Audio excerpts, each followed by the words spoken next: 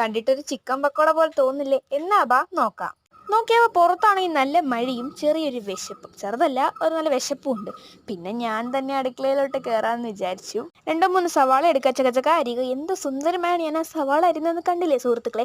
ഇനി ഒരു പാത്രം എടുക്കുക, കുറച്ച് മൈദ എടുക്കുക, പിന്നെ മുളക് പൊടി, ഉപ്പ്, കായം, മസാല ഇതൊക്കെ ചേർത്ത് കൊടുക്കുക. എന്നൊന്നും പ്രത്യേകിച്ച് ഒരളവുമില്ല.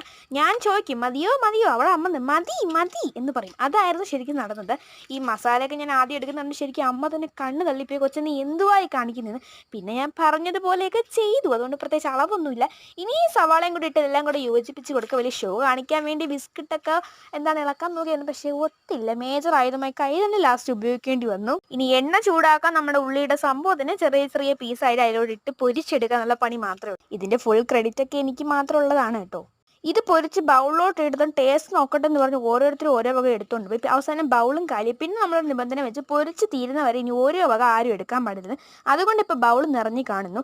ഈ സംഭവമല്ലോ നമ്മുടെ ഈ കട്ടൻ ചായ കുടിക്കാൻ അടിപൊളി ടേസ്റ്റ് ആയിരുന്നു. അപ്പോൾ ഓക്കെ, അത്രയേ ഉള്ളൂ. ബൈ.